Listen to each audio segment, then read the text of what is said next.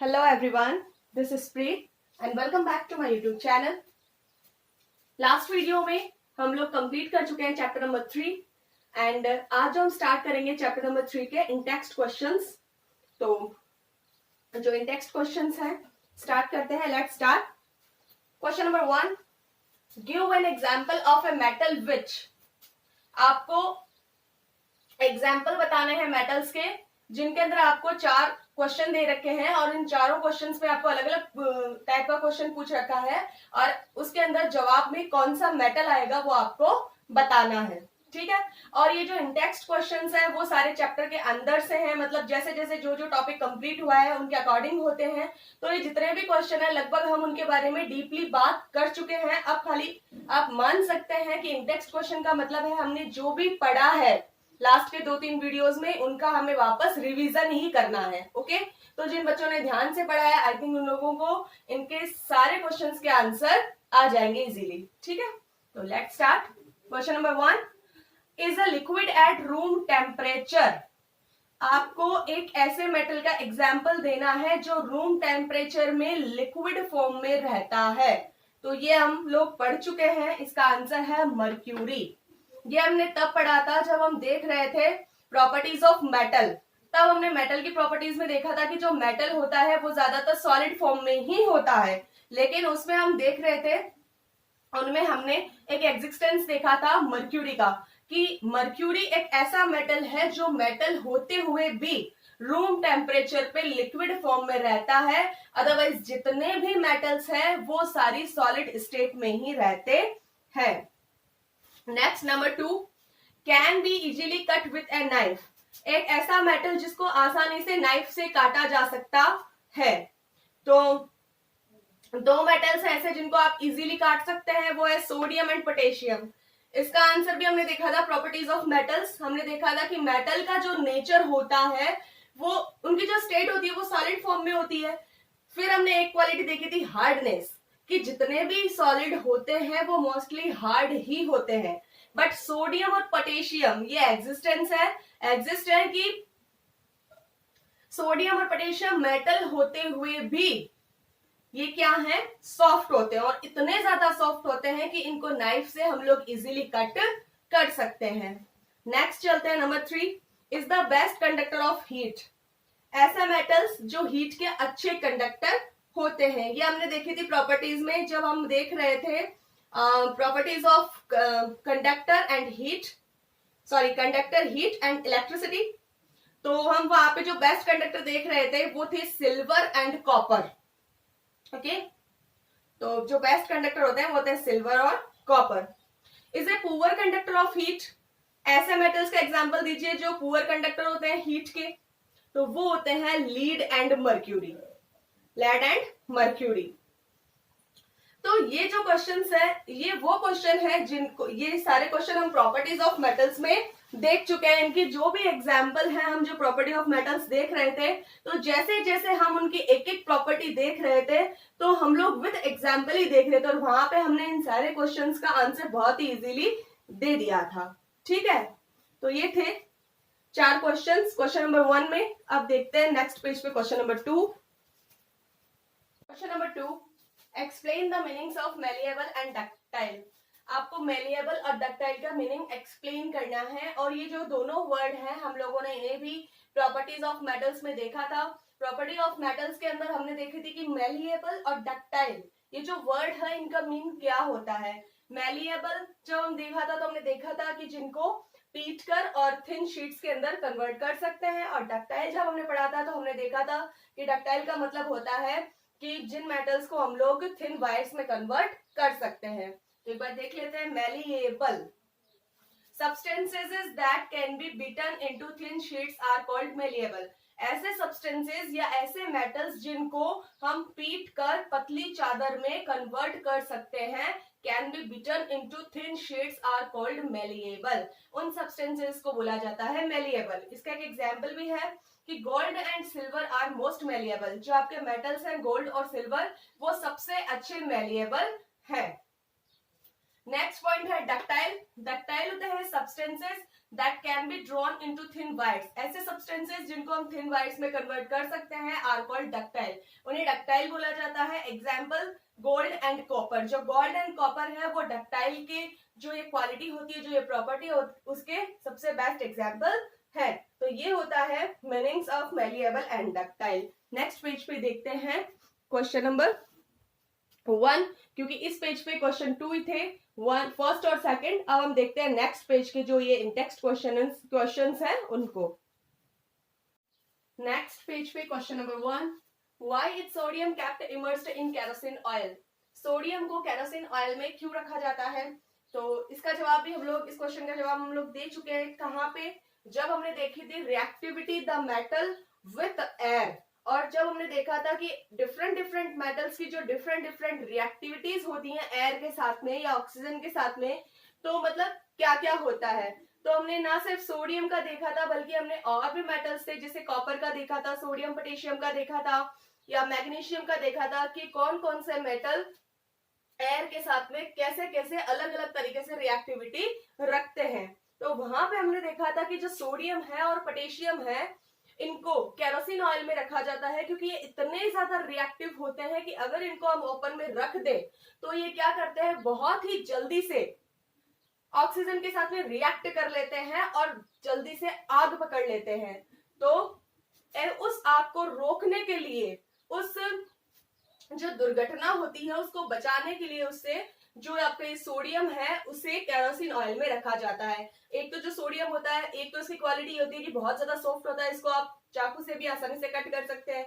और एक इसकी स्पेशलिटी ये भी होती है, इसकी प्रॉपर्टी ये भी होती है कि अगर आप इसे खुले में रख देंगे तो ये जल्दी से आग पकड़ लेता है। तो देखते हैं, देखिए इसका answer, sodium is a very reactive metal. Sodium जो है बहुत ही क्रियाशील धातु है। इफ, यदि, it is kept in open, यदि आप इसे खुले में रखेंगे, इट रिएक्ट्स विथ ऑक्सीजन, तो ये ऑक्सीजन के साथ में क्रिया कर लेता है। सो विगोरसली, बहुत ही तीव्र रूप से, बहुत ही जल्दी, बहुत ही fastly, that it catch fire, इसलिए vigorously that it catch fire, इतना ज्यादा तीव्र रूप से रिएक्ट करता है ऑक्सीजन के साथ में कि ये आग पकड़ लेता है। हेंस, इसलिए टू प्रिवेंट एक्सीडेंटल फायर्स, इसलिए एक्सीडेंटल आग से बुझाने के लिए या सुरक्षित रखने के लिए, प्रिवेंट करने के लिए, it is kept immersed in kerosene oil, इसलिए इसे केरोसिन ऑयल में रखा जाता है। तो ये बहुत ही रिएक्टिव मेटल है, इसको आप खुले में रखेंगे तो ये बहुत ही जल्दी ऑक्सीजन से रिएक्ट करेगा और आग पकड़ लेगा, इसलिए इस आग से बचाने के लिए हम लोग जो सोडियम को है वो केरोसिन ऑयल में रखते हैं। देखते हैं question number 2। Question number 2, right equations for the reactions of. आपको कुछ रिएक्शन दे रखी हैं जिनकी आपको इक्वेशंस बनानी है, ठीक है। तो first is iron with steam, उसकी क्या इक्वेशन बनेगी? यदि आपको रिएक्शन दे रखी है कि आयरन जो है स्टीम के साथ रिएक्ट करती है। ये हमने देखा था जब हम देख रहे थे कि जो मेटल्स होते हैं वो वाटर की किस किस फॉर्म के साथ में रिएक्ट करते हैं, तब हमने देखा था कि जो आयरन है वो ना तो कोल्ड वाटर के साथ में रिएक्ट करता है, ना हॉट वाटर के साथ में करता है, बट केवल स्टीम के साथ भी करता है। तो बच्चों, जो वाटर जो है वो कोल्ड वाटर हो जाए, चाहे हॉट वाटर हो जाए या स्टीम हो जाए, तो आपको वहां पे घबराना नहीं है कि यहाँ पे स्टीम आ गया तो स्टीम का क्या फॉर्मूला होगा। स्टीम का भी वही फॉर्मूला होगा जो वाटर का होगा, यानी फॉर्मूला हमेशा आपका H2O ही रहेगा, चाहे कोल्ड वाटर आ जाए, चाहे हॉट वाटर आ जाए, चाहे स्टीम आ जाए, कुछ भी आ जाए, है तो वो पानी की ही एक फॉर्म, तो उसका जो फॉर्मूला है वो हमेशा H2O ही रहेगा। देखते हैं, देखिए आयरन का फॉर्मूला होता है Fe, स्टीम का होता है H2O, तो जब Fe की रिएक्शन करवाएंगे H2O से तो आपको मिलेगा Fe3O4, फेरिक ऑक्साइड और साथ में हाइड्रोजन गैस। और बाकी ये बैलेंस किया हुआ है क्योंकि जो नंबर ऑफ एटम है Fe के वो प्रोडक्ट में 3 है, तो देन यहाँ पे हम 3 लगा देंगे। और जो 4H2 यानी जो हाइड्रोजन के नंबर ऑफ एटम है वो 8 हो रहे हैं, तो यहाँ भी H2O के आगे 4 लगा देंगे क्योंकि ऑक्सीजन भी ऑटोमेटिक कितना हो गया, फेरिक ऑक्साइड में 4 है, तो नंबर ऑफ एटम O के भी कितना हो गया, 4 हो गया। तो ये आपकी जो इक्वेशन है वो बैलेंस्ड हो गई है।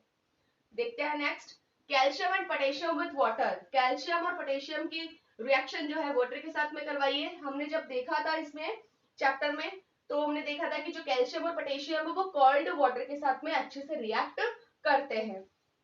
तो कैल्शियम प्लस H2O, तो आपको मिलेगा कैल्शियम हाइड्रोक्साइड, साथ में हाइड्रोजन और साथ में हीट रिलीज होगी। देन हम पोटेशियम की बात करते हैं। पोटेशियम में भी जब आप पोटेशियम की रिएक्शन वाटर के साथ में करवाएंगे तो पोटेशियम हाइड्रोक्साइड, साथ में हाइड्रोजन और साथ में आपकी हीट रिलीज होगी। तो ये हो गया क्वेश्चन नंबर 2। नेक्स्ट पेज पे देखते हैं question number 3। Question number 3, samples of 4 metals A, B, C and D were taken. आपको 4 मेटल्स के सैंपल दे रखे हैं, metal number A, B, C, D were taken and added to the following solution one by one. और आपको इन चारों metals को इन चारों सॉल्यूशंस में एक एक करके डालना है। आपको 4 सॉल्यूशन दे रखे हैं, iron sulphate, next copper sulphate, next zinc sulphate and next silver nitrate. तो आपको जो ये 4 सॉल्यूशन दे रखे हैं उन चारों सॉल्यूशन में से आपको बार बार में एक एक करके metal A, B, C, D इन चारों को आपको उनके अंदर डुबाना है। The results have been tabulated as follows. और आपको जो ये रिजल्ट दे रखे हैं वो एक टेबल की फॉर्म में दे रखे हैं और उस टेबल को देख के और कुछ क्वेश्चंस के आंसर देने हैं। ठीक है, तो आपका जो फर्स्ट क्वेश्चन है वो पूछा गया which is the most reactive metal, कि इन चारों में से सबसे ज्यादा रिएक्टिव मेटल कौन सा है। अब आप ऐसे तो कैसे बताएंगे क्योंकि आपको मेटल का नाम तो दे नहीं रखा है। वैसे तो आप रिएक्टिव सीरीज जानते हैं, तो अगर आपको यहाँ मेटल का नाम दे रखा होता तो आप उस सीरीज को देख के और सबसे ज्यादा जो मोस्ट रिएक्टिव मेटल है उसका नाम बता सकते थे, बट आपको इस बार सॉल्यूशन देख के बताना है।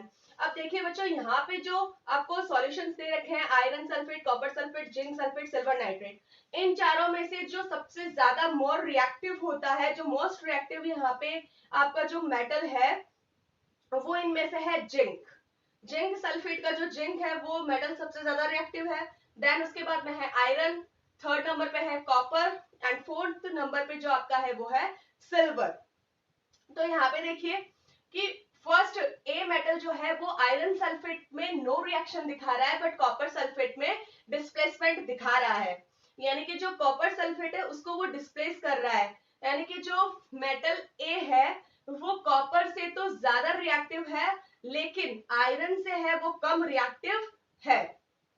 देन हम लोग अगर बी की बात करें तो यहाँ पे जो बी है वो डिस्प्लेसमेंट कर रहा है आयरन को और जिंक सल्फेट के साथ नो रिएक्शन दिखा रहा है। तो यहाँ पे ये जो मेटल है वो आयरन से तो ज्यादा रिएक्टिव है बट जिंक से कम रिएक्टिव है। सी के अंदर तीनों में नो रिएक्शन है बट सिल्वर नाइट्रेट के साथ में डिस्प्लेसमेंट दिखा रहा है। इट मींस ये केवल सिल्वर नाइट्रेट को ही डिस्प्लेस कर रहा है, इसका मतलब ये सिल्वर से ही ज्यादा है, बाकी सबसे कम है। तो सी मेटल तो होना ही नहीं है। एंड डी में चारों के साथ नो रिएक्शन बता रहा है, मतलब ये तो बिल्कुल भी रिएक्टिव मेटल नहीं है। ये आ रहा है आपके लिस्ट में, यानी कि सबसे लास्ट जो रिएक्टिव मेटल है उनमें। तो इस बार जो बात होगी वो खाली ए और बी में देखेंगे। अब ए वाला भी है वो खाली कॉपर को तो डिस्प्लेस कर रहा है बट आयरन को नहीं कर रहा। तो यहाँ पे वो आयरन से तो ज्यादा, सॉरी आयरन से है जो कम रिएक्टिव है बट कॉपर से ज्यादा है। लेकिन अगर हम बी वाले की बात करें तो यहाँ पे आप ध्यान से समझिए बच्चों कि ये आयरन को डिस्प्लेस कर रहा है, खाली जिंक को नहीं कर रहा है। तो आयरन जो है वो सेकंड नंबर पे है और जो सेकंड नंबर पे रिएक्टिव है तो ये इसको डिस्प्लेसमेंट कर रहा है, यानी कि आपका जो मेटल बी है यहाँ पर सबसे ज्यादा रिएक्टिव मेटल माना जाएगा, क्योंकि ये सिर्फ जिंक को डिस्प्लेस नहीं कर रहा है, अदरवाइज सबको कर रहा है। इसका मतलब, और जिंक को तो कोई भी नहीं कर रहा है यहाँ पे, तो सबसे ज्यादा जो मोस्ट रिएक्टिव मेटल है वो हुआ आपका यहाँ पे मेटल नंबर बी। तो इसका आंसर होगा बी। देखते हैं number 2। Number 2, what would you observe if B is added to a solution of copper sulfate solution? आप क्या ऑब्जर्व करेंगे अगर आप मेटल B को कॉपर सल्फेट सॉल्यूशन में ऐड कर दें। ये B नंबर वाला है, अगर इसे आप कॉपर सल्फेट सॉल्यूशन में ऐड कर दें तो क्या होगा, ये आयरन को भी अगर डिस्प्लेस कर रहा है तो कॉपर सल्फेट सॉल्यूशन को भी क्या करेगा, डिस्प्लेस करेगा, क्योंकि जो कॉपर है वो आयरन से तो कम रिएक्टिव है। तो अगर वो आयरन को ही डिस्प्लेस कर रहा है तो कॉपर को तो डिस्प्लेसमेंट करेगा ही करेगा। तो यहाँ पे आप लिख सकते हैं कि displace the solution of copper sulphate, लिखे तो भी ठीक है, बाकी आप लिख सकते हैं डिस्प्लेस द सॉल्यूशन। देखते हैं number 3। Number 3, arrange the metals A, B, C and D in the order of decreasing reactivity। आपको यहाँ पर मेटल्स A, B, C और D को घटते हुए क्रम में सेट करना है, ऑर्डर ऑफ डिक्रीजिंग रिएक्टिविटी। तो यहाँ पे बी तो जो है वो हमने क्वेश्चन नंबर 1 में देख लिया था कि मोस्ट रिएक्टिव कौन सा है, बी। देन बी तो सबसे स्टार्ट में आना ही है। आयरन से जो जिंक से जो कम रिएक्टिव है वो आयरन है, तो बी आ गया। अब आयरन से जो कम रिएक्टिव है वो है कॉपर, तो कॉपर को जो डिस्प्लेस कर रहा है वो है ए, तो बी के बाद में डिक्रीज सेकंड नंबर पे आ रहा है आपका ए। देन कॉपर के बाद में आपका है सिल्वर नाइट्रेट, तो सिल्वर नाइट्रेट को डिस्प्लेस कर रहा है सी, तो ए के बाद में आ जाएगा सी। देन डी आपका ऐसा मेटल है जो किसी को भी डिस्प्लेस नहीं कर रहा है, देन जो डी है वो सबसे लास्ट जो आपका रिएक्टिव मेटल होगा। देन यहाँ पे जो डिक्रीजिंग रिएक्टिविटी होगी वो होगी बी ए सी डी। तो ये आपका जो थर्ड क्वेश्चन था, उनके अंदर 3 क्वेश्चन थे जो इस इंडेक्स को, जो इस चार्ट को देख के हमें बताने थे, जिनके आंसर हम बता चुके हैं। तो देखते हैं आगे। आज के वीडियो में हम लोग बस इतना ही देखेंगे। जो नेक्स्ट फोर्थ क्वेश्चन है वो हम देखेंगे नेक्स्ट वीडियो में। तो आई होप आप लोग बहुत अच्छे से एंजॉय कर रहे होंगे एंड बच्चों आप लोगों को बहुत अच्छे से समझ में भी आ रहा होगा। तो अगर आप लोगों को मेरा वीडियो अच्छा लगा हो तो मुझे ज्यादा से ज्यादा लाइक करें, शेयर करें, सब्सक्राइब करें और बेल आइकन प्रेस करना ना भूलें। Thank you.